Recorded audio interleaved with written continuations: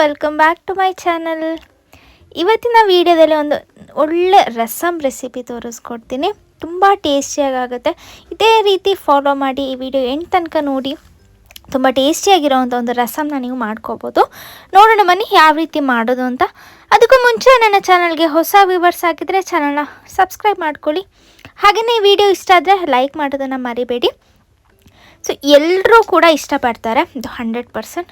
So try ಮಾಡಿ ನೋಡಿ, ತುಂಬ ಸಿಂಪಲ್ ಕೂಡ ಮಾಡೋದಕ್ಕೆ. ಬನ್ನಿ ವಿಡಿಯೋ ನೋಡೋಣ. ಮೊದಲಿಗೆ ಒಂದು ಮಿಕ್ಸರ್ ಜಾರ್ ತೊಗೊಳ್ಳಿ. ಅದಕ್ಕೆ 1 ಟೀ ಸ್ಪೂನ್ ಕೊರಿಯಾಂಡರ್ ಸೀಡ್ಸ್, ಹಾಗೆಯೇ 1 ಟೀ ಸ್ಪೂನ್ ಪೆಪ್ಪರ್, ಹಾಗೆಯೇ 1.5 ಟೀ ಸ್ಪೂನಷ್ಟು ಜೀರಿಗೆ, ಇಷ್ಟನ್ನು ಹಾಕ್ಕೊಳ್ಳಿ. ಅದಾದಮೇಲೆ ಅದಕ್ಕೆ ಒಂದು ಡ್ರೈ ಚಿಲ್ಲಿ ಹಾಕ್ಕೊಳ್ತಿದ್ದೀನಿ. ಇದನ್ನು ಸ್ವಲ್ಪ ಕ್ರಷ್ ಮಾಡ್ಕೊಳ್ಳೋಣ. ಪೂರ್ತಿ ಪುಡಿ ಮಾಡ್ಕೋಬೇಡಿ, ಸ್ವಲ್ಪ ಈ ರೀತಿ ಕ್ರಷ್ ಮಾಡ್ಕೊಳ್ಳಿ. ಸೊ ಇಷ್ಟಾದಮೇಲೆ ಇದಕ್ಕೆ ನಾವು ಬೆಳ್ಳುಳ್ಳಿ ಹಾಕ್ಕೊಳ್ಳೋಣ. ನಾನಿಲ್ಲಿ ಒಂದು 5ರಿಂದ 6 ಬೆಳ್ಳುಳ್ಳಿ ಎಸಳು ತೊಗೊಂಡಿದ್ದೀನಿ. ಅದನ್ನು ಕೂಡ ಸ್ವಲ್ಪ ಈ ರೀತಿ ಕ್ರಷ್ ಮಾಡ್ಕೊಳ್ಳೋಣ. ಸೊ ಮಸಾಲೆ ರೆಡಿ ಮಾಡಿ ಇಟ್ಕೊಳ್ಳೋಣ. ಅದಾದಮೇಲೆ ನಾನು ಸ್ವಲ್ಪ ನೀರು ತೊಗೊಂಡಿದ್ದೀನಿ. ಅದಕ್ಕೆ ಒಂದು ನಿಂಬೆಹಣ್ಣಿನ ಗಾತ್ರದಷ್ಟು ಹುಣಸೆ ಹಣ್ಣನ್ನು ಹಾಕಿ ಅದನ್ನು ಪೂರ್ತಿ ನೆನೆಸಿಟ್ರು ಬೇಗ ಆಗುತ್ತೆ. ಸೊ ಈ ರೀತಿ ಕಿವುಚ್ಕೊಳ್ಳಿ, ಬೇಗ ಆಗುತ್ತೆ. ಸೊ ನಿಮಗೆ ಎಷ್ಟು ಬೇಕು ಸಾಂಬಾರು ಅಷ್ಟು ನೀವು ನೀರನ್ನು ತಗೊಳ್ಳಿ. ಅದಾದಮೇಲೆ ಇದಕ್ಕೆ 1 ಟೊಮೆಟೊ, ಪೂರ್ತಿ ಹಣ್ಣಾಗಿರೋಂಥ ಟೊಮೆಟೊ ತಗೊಳ್ಳಿ.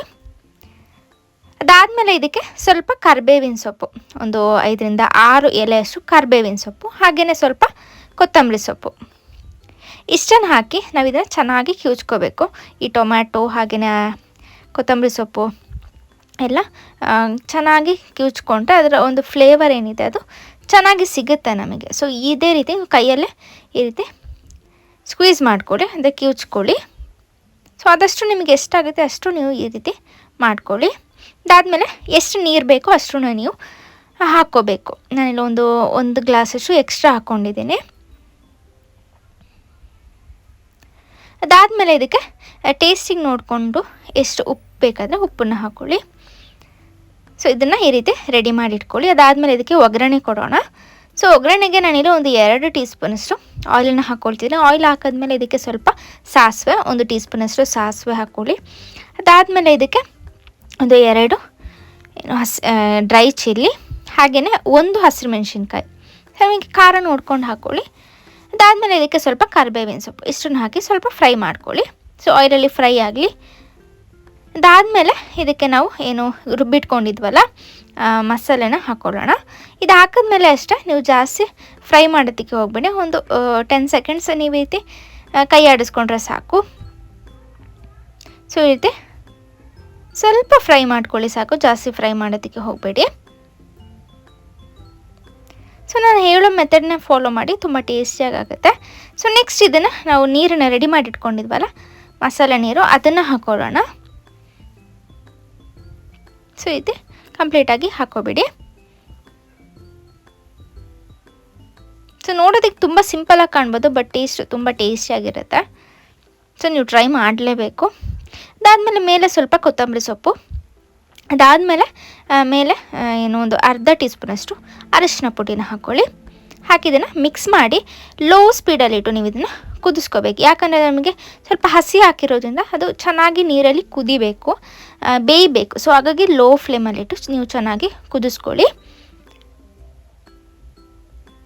ಸೊ ಅದಾದಮೇಲೆ ಈ ಟೈಮಲ್ಲಿ ಕುದಿ ಬರ್ತಾ ಇದೆ ಅನ್ನೋ ಟೈಮಲ್ಲಿ ಸ್ವಲ್ಪ ಇಂಗನ್ನ ಹಾಕ್ಕೊಳ್ಳಿ. ಜಾಸ್ತಿ ಹಾಕ್ಕೊಳ್ಳೋದಕ್ಕೆ ಹೋಗ್ಬೇಡಿ, ಸ್ವಲ್ಪ ಹಾಕಿ ಒಂದು ಫ್ಲೇವರ್ ಕೊಡುತ್ತೆ. ಸೊ ಈ ರೀತಿ ಮೆಲ್ಲನೆ ಕುದೀಲಿ.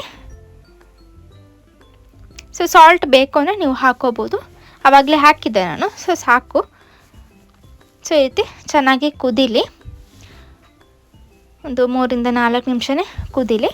ಚೆನ್ನಾಗಿ ಅದು ಫ್ಲೇವರ್ ಎಲ್ಲ ಬಿಟ್ಕೊಳ್ಳುತ್ತೆ. ಸೊ ಆವಾಗ ತುಂಬ ಟೇಸ್ಟಿಯಾಗುತ್ತೆ. ಸೊ ನೋಡ್ಬೋದು ಮೇಲೆ ಎಲ್ಲ ಈ ಕೊತ್ತಂಬರಿ ಸೊಪ್ಪು ಟೊಮೆಟೊ ಎಲ್ಲ ಮೇಲಿತ್ತಲ್ಲ, ಸೊ ಕುದ್ದಾದಮೇಲೆ ಅದು ಅಡಿ ಕಡೆ ಹೋಗುತ್ತೆ, ಅದು ಬೆಂದು ಅಡಿ ಕಡೆ ಹೋಗುತ್ತೆ. ಸೊ ನೋಡಿದ್ರಲ್ಲ, ನೋಡ್ಬೋದು ಎಷ್ಟು ಟೇಸ್ಟಿಯಾಗಿ ಆಗಿದೆ ಅಂತ. ಸೊ ತುಂಬ ಟೇಸ್ಟಿಯಾಗುತ್ತೆ, ಟ್ರೈ ಮಾಡಿ ನೋಡಿ. ಒಂದು ಹೋಟೆಲ್ ಸ್ಟೈಲಲ್ಲಿ, ಈ ತಮಿಳ್ನಾಡು ಸ್ಟೈಲಲ್ಲೆಲ್ಲ ಅದೇ ಟೇಸ್ಟ್ ಆಗುತ್ತೆ. ಟ್ರೈ ಮಾಡಿ ನೋಡಿ, ತುಂಬ ಟೇಸ್ಟಿಯಾಗಿರುತ್ತೆ. ನೋಡಿದ್ರಲ್ಲ ಇವತ್ತಿನ ರೆಸಿಪಿ ನಿಮಗೆಲ್ರಿಗೂ ಇಷ್ಟ ಆಯಿತು ಅಂತ ಅಂದ್ಕೊಳ್ತೀನಿ. ಇಷ್ಟ ಆಗಿದರೆ ಲೈಕ್ ಮಾಡೋದನ್ನು ಮರಿಬೇಡಿ. ಹೀಗೆ ನನ್ನ ವೀಡಿಯೋಸ್ಗೆ ಸಪೋರ್ಟ್ ಮಾಡ್ತಾಯಿರಿ. ಈ ವಿಡಿಯೋ ಇಷ್ಟ ಆದರೆ ಲೈಕ್ ಮಾಡಿ, ಹೀಗೆ ಸಪೋರ್ಟ್ ಮಾಡ್ತಾಯಿರಿ. ಬಾಯ್.